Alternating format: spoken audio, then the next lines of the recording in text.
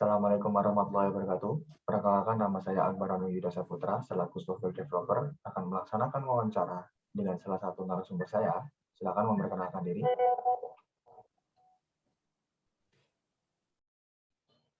Kenalkan, nama saya Sally Salsabila dari jurusan Hubungan Internasional UMM Angkatan 2019. Oke. Saya dengan Kak Sally akan mewawancarai mengenai kebutuhan untuk requirement system dari e-learning instansi Universitas Muhammadiyah Malang ya. Dimulai dari pertanyaan yang pertama, saya ingin bertanya dengan Kak Sally, yaitu bagaimana menurut Anda mengenai proses pembelajaran jarak jauh? Apakah Kak Sally suka atau tidak? Bisa dijelaskan? Kadang pembelajaran jarak jauh itu ada sukanya, ada tidak sukanya. Biasanya kalau suka, teman-teman nih biasanya agak santai, pembelajarannya agak santai, karena kita bisa sambil dengan pekerjaan rumah maupun makan. Jadi kayak nggak keburu-buru mau ke kampus juga. Nah, tidak senangnya ini mungkin ketemu dosen yang agak killer gitu-gitu. Sama kita mempersiapkan diri, effort-nya untuk ke kampus, mandi pagi, pilih baju, gitu-gitu. Oke, jadi intinya ini Kak Shelly itu suka atau enggak ya kira-kira untuk pembelajaran jarak jauh ini? Sedikit suka sih, kadang karena saya mikir, kadang itu kita juga butuh komunikasi yang jelas dengan dosen, biar materi juga bisa dikuasai oleh kita. Oh, oke. Oke, dari hal tersebut, kira-kira selama pembelajaran jarak jauh ini apakah terdapat kendala, Kak? Kalau kendala ya pasti ada ya. Kalau boleh tahu apa sih kendalanya itu? Dia kendalanya tuh jaringan, kuota habis, kayak gitu. Oke, kalau itu berarti kendala eksternal ya, seperti kekurangan kuota atau jaringan yang lelet. Tapi apakah pernah ada kendala seperti sistem e-learning yang ada di instansi itu mengalami down atau error? Sering banget sih, semisal kayak di LMS UMM itu ketika ada kuliah subuh AIK, itu LMS super lemot banget. Jadi kita mau masuk ke situ susah, kayak harus refresh terus gitu. Oke, jadi sering juga ya terjadi error di server ya yang menghambat pembelajaran jarak jauhnya Kak Shelly ini, Iya, utamanya biasanya betul ada di banget. AIK, benar ya? Iya. Oke. Lalu apakah menurut Kak Shelly ini fasilitas e-learning yang diberikan oleh kampus Kak Shelly itu cukup memadai? Menurutku udah cukup sih. Mungkin kayak apa ya?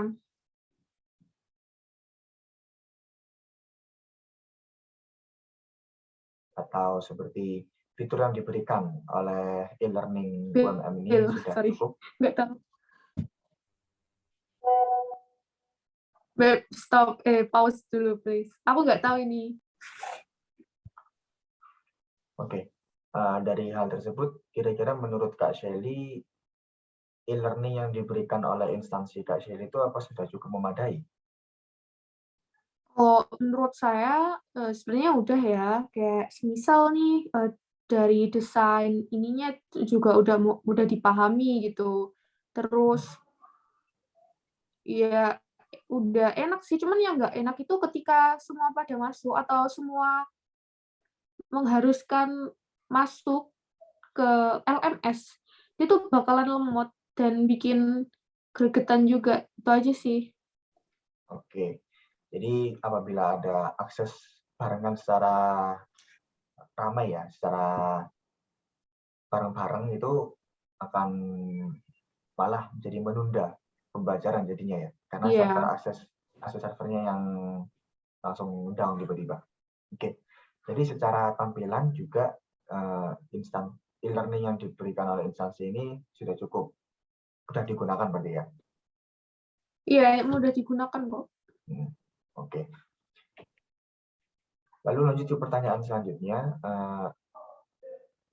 sebagai seorang mahasiswa ketika diberikan materi atau tugas yang diinformasikan ke e-learning, itu apakah Kak Shelly bisa mudah memahami atau mudah mengerti tugas yang diberikan atau materi yang diberikan di sistem e-learning ini? Kalau menurutku tuh tergantung dosennya sendiri ya.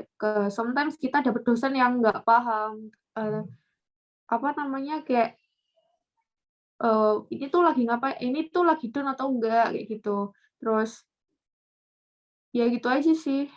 Hmm, Kalau mudah dimengerti, jujur udah mudah.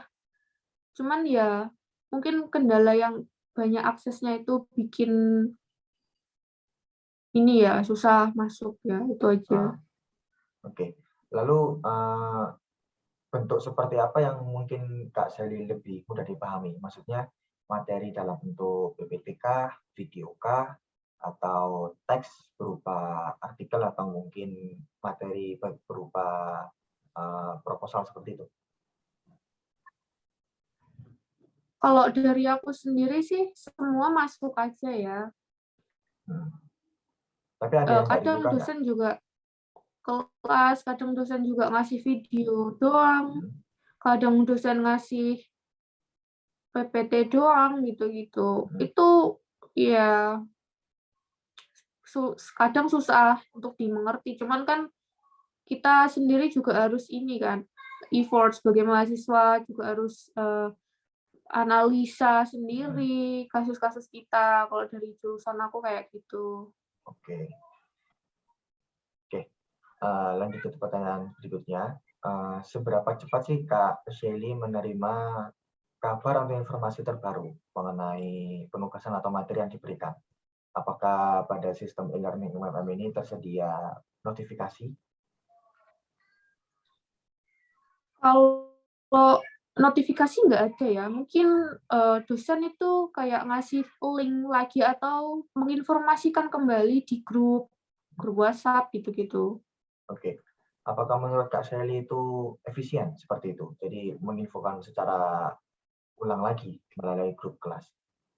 Ya kalau dikatakan efisien sih enggak, karena kayak kita harus ngulang ini loh, bukan kita sih sebenarnya dosen yang harus ngulang ngasih informasi, "Jangan lupa ya isi, tugas di LMS," gitu ya, semisal. Itu ya kayak gimana gitu, tapi ya harus gimana, kan di LMS ya kayak gitu. Hmm. Oke. Lalu kira-kira penyampaian informasi seperti apa yang Kak Shelly inginkan? Maksudnya, apabila dosen mengirimkan sebuah materi atau tugas, Kak Shelly mau itu menerima informasinya itu mungkin melalui email kah, melalui chatting otomatis, atau melalui SMS misalnya. Mungkin kayak ada notifikasi ya, kayak semisal di Google Class. Hmm. Google Class itu kalau dosen ngasih tugas atau dosen ngasih informasi, dia langsung ada notifikasi. Jadi kita langsung lihat tanpa dosen ngasih tahu ulang gitu. Apakah perlu kira-kira untuk ada fitur pengingat kah? Misalnya di H-3 atau H-2 ada pengingat bahwa tugas ini deadline-nya 3 hari yang akan datang. Hmm, pengingat ya boleh aja sih Boleh ya? dimasukkan, soalnya itu juga butuh. Cuman kita kan di HP juga ada pengingat ya. Jadi ya terserah individu aja sih kalau itu. Jadi mungkin Soalnya nanti sebagai mahasiswa kan juga harus menata jadwal, harus ya. meng-schedule apa yang harus diberikan dosen gitu-gitu kan. Oke. Jadi mungkin nanti bisa ini ya diintegrasikan. Jadi misalnya di LMS kita konekkan dengan device kita, nanti tinggal pencet satu tombol untuk men-set schedule apa namanya penugasan dengan kalender mungkin yang ada di aplikasi ya. Jadi udah connect gitu mungkin. Oke. Iya. Beralih ke pertanyaan yang terakhir. Kira-kira ada nggak fitur yang Kak Shelly inginkan untuk mempermudah fleksibilitas akses e-learning dari instansi? Fitur itu bisa dari segi apapun. Kalau dari aku sih mungkin notifikasi ya, tapi aku kurang tahu itu. Oke. Jadi dari Kak Shelly ini pengen ada notifikasi ya, biar nggak ada lagi yang namanya keterlambatan atau miskomunikasi mungkin ya. Yes. Oke. Oke. Ada lagi yang ingin disampaikan Kak Shelly kira-kira? Udah itu aja sih. Oke. Sekian dari saya. Mohon maaf apabila ada kekurangan atau kesalahan katanya, Kak.